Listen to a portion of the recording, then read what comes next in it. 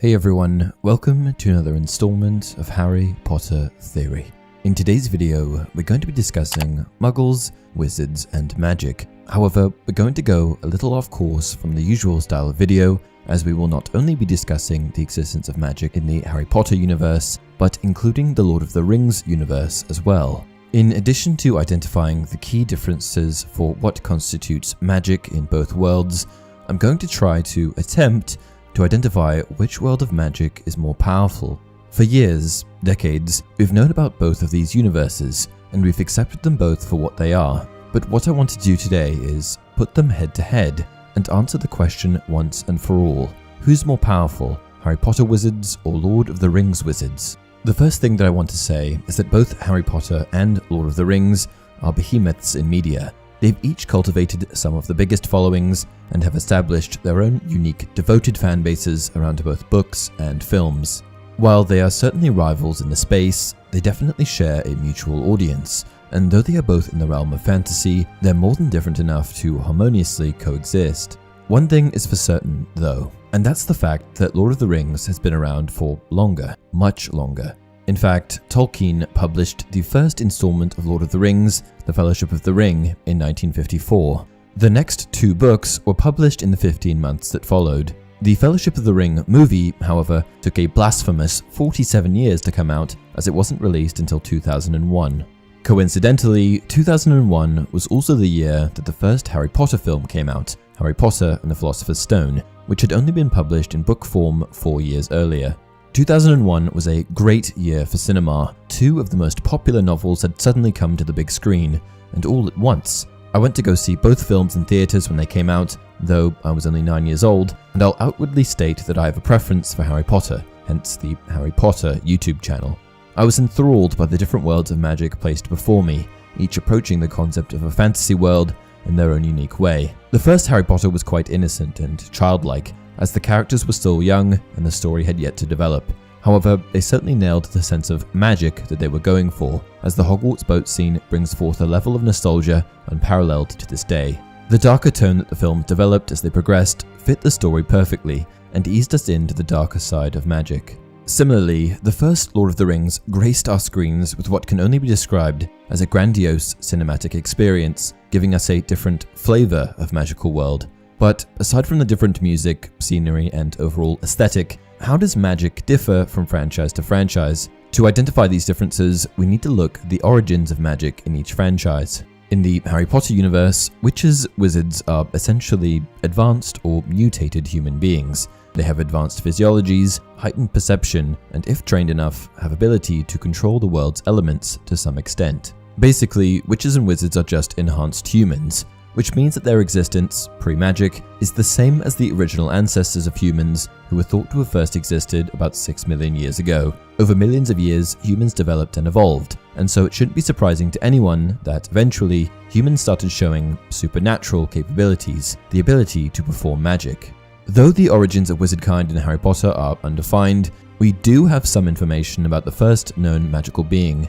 The first known wizard across all continents was a wizard by the name of Jajamenek, who hailed from Egypt as far back as 2600 BC. There is little to no information available on Jajamenek other than where he was from and the period in which he lived, but I do wonder if wizardkind went back further than that, or if he was truly the first. The origins of magic are still unclear to this day. No one knows whether the inception of wizardkind was born from humans randomly discovering their magical abilities, or if it was created in some form, by way of pact, ritual, or potion. I'm personally of the impression that the discovery of magic was a genetic mutation, or perhaps the next logical step in human evolution. Either way, witches and wizards are humans. This is where things differ from Lord of the Rings in a big way. But before we get into that, let's just wrap up magic in Harry Potter by seeing how J.K. Rowling envisions the concept of magic in the Harry Potter universe. Magic is a supernatural force that changes aspects of the world at fundamental levels. The ability for humans to use magic is a hereditary trait passed down from a person's ancestors, which allows witches and wizards to practice it.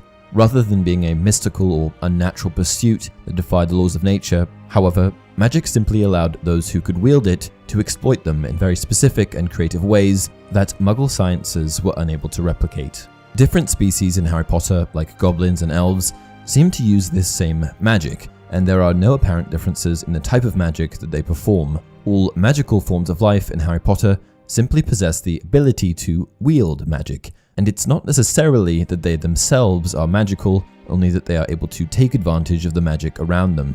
Witches and wizards in Harry Potter have the magic gene, but the difference here is that the wizards in Lord of the Rings represent the elements themselves. They are the forces of nature personified.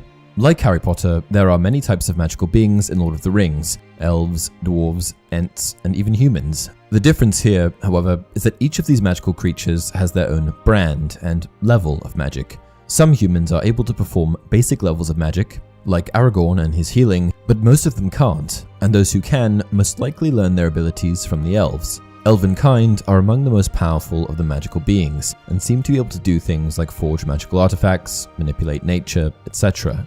The witches and wizards of the Harry Potter universe, besides possessing the magical gene, have some other notable physiological benefits that make them advanced humans. These traits include longer lifespans, though not to a significant extent, and a resistance to most common illnesses. Lord of the Rings is on another level altogether here, because believe it or not, the bodies of elves live indefinitely in Middle-earth. They can be killed or so badly injured that their spirits forsake their bodies, but if left alone, they will live forever. The only immortals in the Harry Potter universe are phoenixes, which are destined to undergo the same death-birth cycle for their entire existence. Largely superseding all of the aforementioned creatures in both universes, however, are the wizards of Lord of the Rings, the Maiar. Unlike Harry Potter, the wizards of the Lord of the Rings series are not humans at all. In fact, they are basically angels, created by the god Eru, the One, to be divine beings. There were at least 15, likely more, created by Eru, and at one point, 5 of the Maiar living in Valinor, the land where all gods live,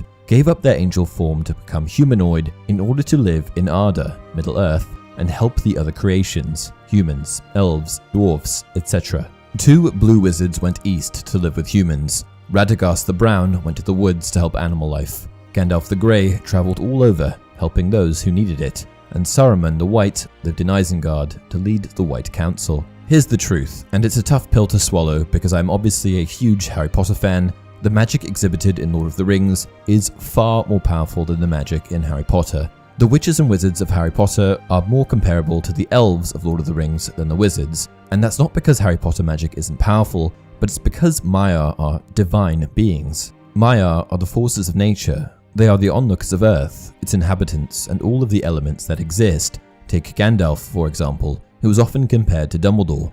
Though Dumbledore is unequivocally wise, Gandalf is basically omniscient. He has knowledge of all intelligent life forms on the planet and is responsible for communication with all of them to defeat evil. Sauron, another Maiar, has the power to create life, trolls, ogres, orcs, and Radagast can control all animals. These wizards possess power unparalleled by a Harry Potter equivalent, and while Dumbledore, Voldemort, Grindelwald are about as close as you're going to get, they are still nothing to the Maiar. The Maiar embody magic. They don't just channel it, and they possess the ability to control, influence people with their words alone. The best example of powerful magic displayed in Harry Potter is probably the duel between Voldemort and Dumbledore in the Ministry Atrium. And to put things into perspective, elves in Lord of the Rings, who also possess the ability to control the elements, could have put on a comparable battle. At the end of the day, however, each franchise just approaches the concept of magic in their own unique way.